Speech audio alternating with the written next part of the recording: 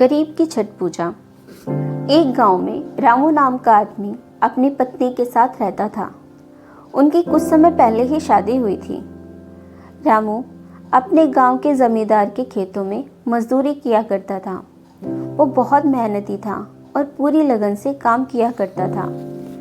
रामू की पत्नी कोमल घर संभालती थी और बहुत ही संस्कारी थी और भक्ति भाव वाली। वो सुबह जल्दी उठकर घर की साफ सफाई करके पूजा पाठ किया करती, मंदिर जाती और अपने पति की सामर्थ्य के अनुसार दान पुण्य भी किया करती थी। रामू भी धार्मिक प्रवृत्ति का ही था, लेकिन कोमल जितना नहीं। वो मेहनत में ज़्यादा विश्वास रखता था। अजी सुनते हो कि आप मेरे साथ पड़ोस के गांव के मंदिर चलोगे, फिर आप अपने काम पर चले जाना। मैं मंदिर तो चलूंगा तुम्हारे साथ, लेकिन पड़ोस के गांव के मंदिर जाने की क्या जरूरत है? अपने गांव के मंदिर कम है क्या? अजी छोड़िए, आप तो यूं ही मजाक करते हो। चलो, नहीं तो आपको ही देर होगी। रामू और कोमल दोनों पड़ोस के गांव के मंदिर में दर्शन करते हैं और रामू कोमल से कहता है, देखो, मैं जमींदार के यहाँ खेतों में जा रहा हूँ। देर हो गई तो मुनीम जी नाराज होंगे। हमारा गांव ज्यादा दूर नहीं है, तो तुम पूजा करके घर चली जाना। इतना कहकर रामू तो चला जाता है, लेकिन कोमल वही मंदिर में पूजा करने के लिए रुक जाती है। तभी वहां गांव की दो बूढ़ी औरतें भी पूजा करने के लिए आती हैं और कविता से कहती हैं, बेटी कविता कैसी हो? रामू कैसा है? नमस्ते दादी जी, सब ठीक हैं। आप बताइए, आप कैसी हैं? हम भी ठीक हैं बिटिया। तुम बताओ, खुशखबरी कब सुना रही हो? आपके आशीर्वाद से जल्दी दादी जी। कविता घर आकर अपने कामों में लग जाती हैं। 9 महीने बाद रामू और कविता के घर सुंदर से बेटे का जन्म होता है।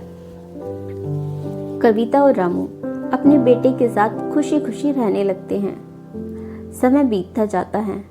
रामू और कविता का बेटा अब 5 साल का हो चुका होता है। अब वह स्कूल जाने लगता है। एक दिन जब स्कूल से रामू के साथ वो घर वापस आ रहा था, तो उनका एक्सीडेंट हो जाता है और दोनों को गंभीर चोट लगती है। कुछ महीनों बाद रामू तो ठीक हो जाता है, लेकिन उनके बेटे के शरीर में कोई भी हलचल नहीं होती। वो बेचारा बेसुध होकर बस लेटा रहता है। रामू और कविता को अपने बेटे की बहुत चिंता होती है। दोनों ही भगवान के आगे बैठकर प्रार्थना करते हैं, हे भगवान, मेरे बच्चे को ठीक कर दो। मेरा बच्चा कितने दिनों से बीमार है। ना कुछ बोलता है, ना कोई हरकत करता है, ना कुछ खाता है। हे भगवान, बस उसकी सांसें ही आपकी कृपा से चल रही हैं। हे ईश्वर, हम दोनों से अपने बच्चे की यह हालत नहीं देखी जा रही। कितने ही डॉक्टरों को दिखाया, लेकिन कोई भी हमारे बेटे को ठीक नहीं कर पाया। अब तो आप ही हमें कोई रास्ता दिखाएं। भगवान, हमारा बेटा कैसे जल्दी ठीक होगा। अगले दिन कविता रामू से कहती है, सुनो जी, मैं अपने बच्चे के लिए प्रार्थना करने के लिए पहाड़ी वाले मंदिर जाना चाहती हूँ। क्या पता कोई चमत्कार हो जाए। ऐसा कहकर कविता मंदिर के लिए चली जाती है। वहां से लौटते समय एक औरत कविता को मिलती है। उसे भूख लगी होती है। वो कविता से कहती है, बहन जी, मुझे बहुत भूख लगी है। मैं पिछले 3 दिनों से भूखी हूँ। कुछ खाने को दे दो, भगवान आपका भला करेगा। हाँ हाँ, ये लो पूजा का प्रसाद और अपनी भूख शांत करो और मेरे बेटे के लिए प्रार्थना करना कि वो ठीक हो जाए।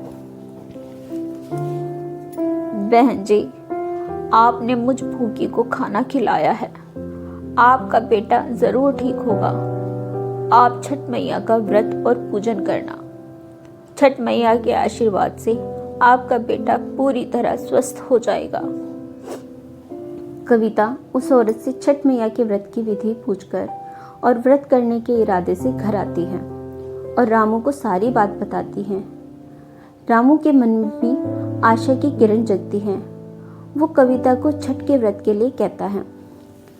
ठीक है कविता, तुम पूरी श्रद्धा से छठ मैया का व्रत करो, मैं भी तुम्हारा पूरा साथ दूंगा। क्या पता छठ मैया की कृपा हम पर हो जाए। ऐसे ही छठ का पर्व आता है। कविता पूरी श्रद्धा और समर्पण से छठ का व्रत रखती है। रामू भी कविता के साथ प्रसाद बनाने में कविता की मदद करता है और शाम को छठ की टोकरी लेकर घाट पर जाता है। कविता पानी में जाकर सूर्य देव के अस्त होने तक नारियल हाथों में लेकर खड़ी रहती है और मन ही मन छठ मैया का जप करती है।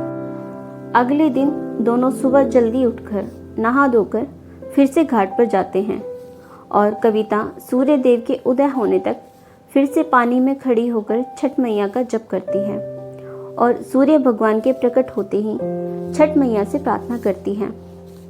हे छठ मैया, आप तो जानती हो मेरा बेटा बहुत बीमार है, हमसे उसकी ये हालत नहीं देखी जाती। आप अपनी थोड़ी कृपा मेरे बेटे पर भी कर दो मैया। कविता बार बार छठ मैया से विनती करती है। उसकी करुण पुकार सुनकर छठ मैया खुश होती हैं और आकाशवाणी होती है। बेटी कविता, मैं तेरे भक्ति भाव से और पूजा से प्रसन्न हूँ। घर जा और अपने व्रत का पारण कर, तेरा बेटा पूरी तरह से ठीक है। जा बेटी, अपने घर जा। मेरा आशीर्वाद तेरे और तेरे परिवार के साथ हमेशा रहेगा।